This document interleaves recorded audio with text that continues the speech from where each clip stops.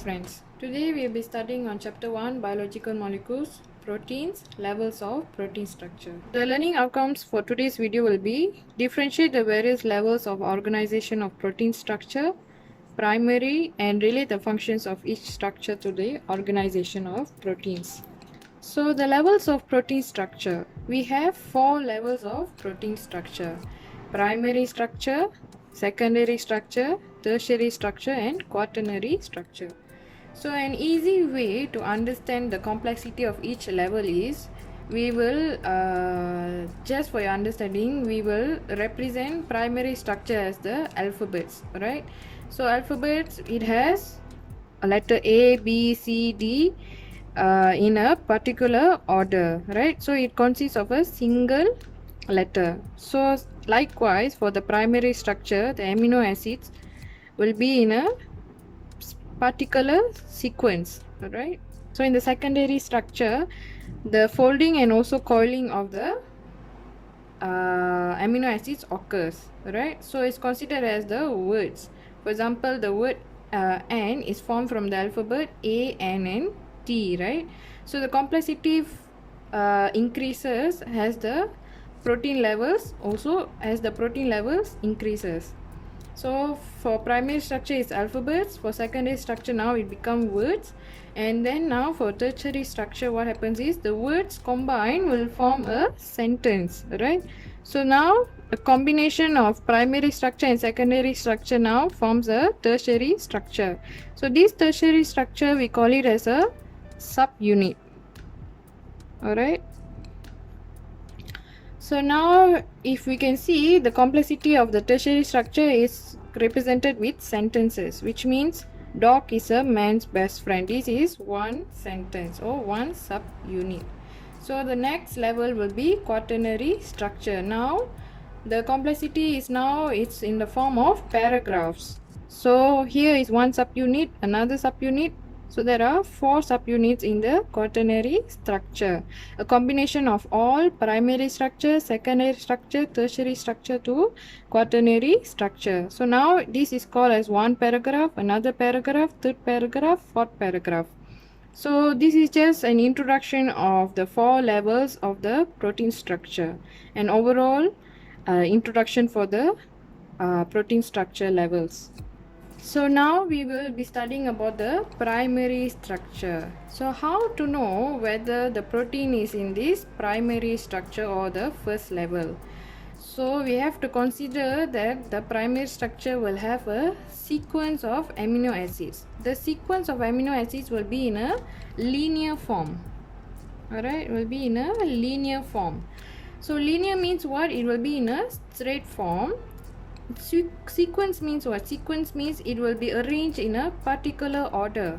So if we see the alphabets just now, A, B, C until Z, so it will be in a particular order.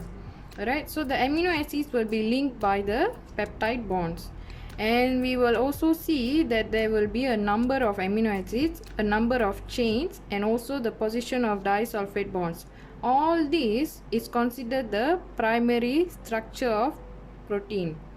So for example, bovine insulin. Bovine insulin is an animal insulin which is of a cow, and insulin is considered as a hormone. Alright. So protein, hormone is also considered as protein.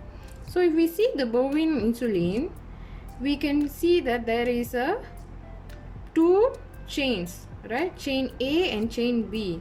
So chain A consists of 21 amino acids and chain B consists of 30 amino acids, which means these amino acids, right, the 21 amino acids, they are arranged in a particular order. There is a sequence of amino acids, and you see there is also a number of amino acids present. So in chain A we have 21 amino acids.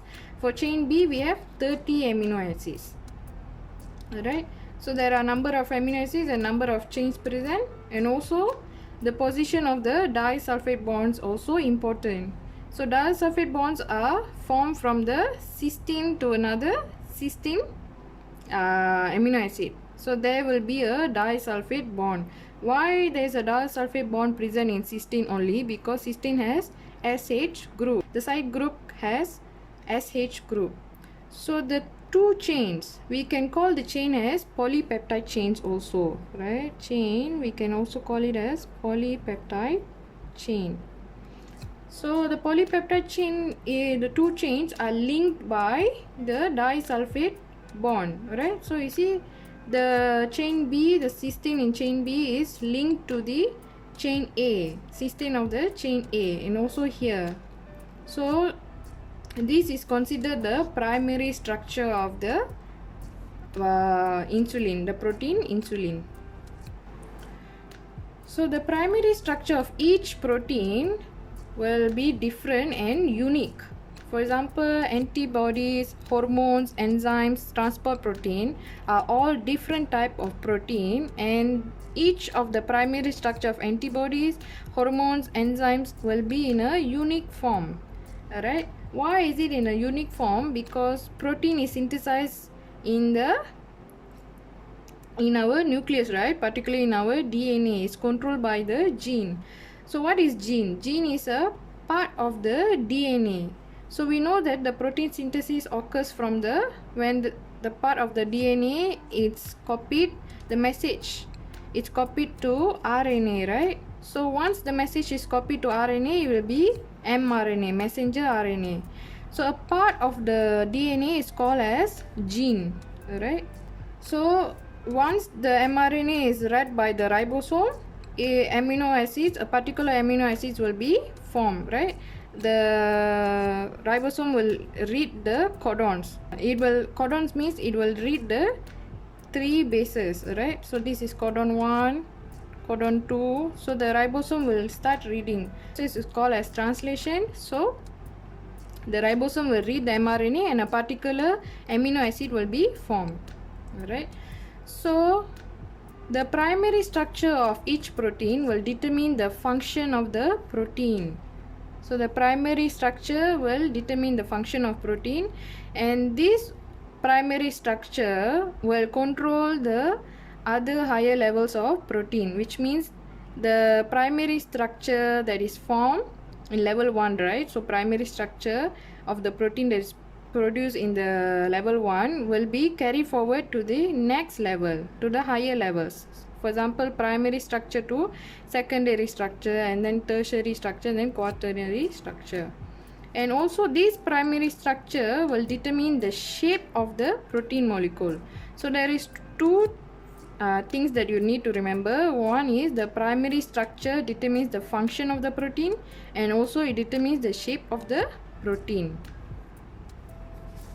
So any changes in the primary structure can cause changes in other levels. So for example, we take hemoglobin. Hemoglobin is a transport protein. So if we see the primary structure of hemoglobin, it has 2 alpha chains, alright, 2 alpha chains which consists of 141 amino acids, and 2 beta chains which consists of 146 amino acids. So a total will be 574 amino acids present in the primary structure of hemoglobin. So now we will see if there is any changes in the primary structure, what will happen to the protein molecule. For normal hemoglobin, in the beta chain, right, beta chain, one of the beta chain which consists of 146 amino acids, right? Now we will take the first 7 amino acids in the one of the beta chain. So if we see for the normal hemoglobin, we will have a particular order of the amino acids, a particular sequence. So it will start from valine, histine, leucine until glutamine. So we will only take the first 7 of the amino acids. And the 6th position is very important because in normal hemoglobin, the 6th position will be glutamine. But for sickle cell, there will be instead of glutamine, the amino acid will be valine, right? So why this thing occur is because of the DNA, based on the DNA pair. So see, if the DNA pair is guanine, it will complement with cytosine. If adenine, it complements with thymine. If guanine, it complements with cytosine, right? So here adenine complements with thymine. So once the transcription occurs, which is the message is copied to the mRNA, cytosine complements with guanine, thymine complements with adenine, and cytosine complements with guanine. So these will be the codon. Okay, so based on this codon, the amino acid that will be present will be glutamine. So in the 6th position, glutamine will be present. The amino acid will be glutamine. Whereas for sickle cell, what happens is the DNA base pair here, instead of adenine, it will be thymine. So the complement base will be adenine. And so what happens once the message is copied to mRNA, it will be guanine, uracil, and guanine. So these pairs complements each other. So for this codon, the amino acid that will be present will be valine. So in the 6th position, instead of glutamine, it will be valine, just because of a change in the base of the DNA.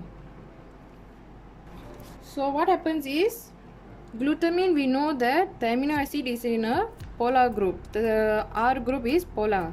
Polar means it is hydrophilic, means water loving. Whereas for valine, the R group is non-polar. Non-polar means it is hydrophobic, so it has a fear of water. So if we see the normal hemoglobin, the structure will be like this. Alpha and beta will be like this, and it will be in a biconcave shape. Okay, biconcave disc, the normal hemoglobin. Whereas for sickle cell, what happens is, the beta chain now will have an exposed hydrophobic region. So why it has a exposed hydrophobic region? Because the valine is a non-polar. So non-polar means it will be in a hydrophobic. When it is hydrophobic, what happens is there will be a non-polar interaction occurs, right? So the beta chain will link with another beta chain, where the exposed hydrophobic region will link together, and when it's linked together, it will be sticky and the shape will change. Instead of biconcave shape, it will now be elongated, right? So it will be in a elongated form. Why? Because they stick together. And why they stick together? Because non-polar interaction occurs where between the beta chain. Why? Because of the valine. The valine amino acid present, it is non-polar. So what happens is the person will not have a normal hemoglobin. Instead, they will have a sickle cell red blood cell. So if the red blood cell is elongated, what will happen is it will clog the blood vessel, because the shape is now elongated and is sticky. It sticks to one another. So therefore it will clog the blood vessels, and blood can't flow freely. Therefore the person will have sickle cell anemia. The disease is called sickle cell anemia. So if you see, when there is a change in the 6th position of the amino acid, which is in the beta chain, out of 574 amino acids, just a single amino acid in the beta chain, can you see what happens? Function and also the whole structure of the protein is changed, right? So why it happens? Because it's caused by the mutation, which is the glutamine is replaced with what? With valine. So it occurs in the gene, right? Therefore it is called as a genetic disease, and the disease is called as sickle cell anemia. So therefore we can conclude that the primary structure of protein is very, very important. When there is a slight change in the position or the amino acid, the number of amino acid, when it is replaced, can you see that it affects the function and also the structure of the overall protein? So therefore we can conclude that the properties of protein will be affected when there is a slight change in the primary structure of the protein. So that's all for today. If you find this video helpful, please like, share, comment and subscribe to my channel. Thank you.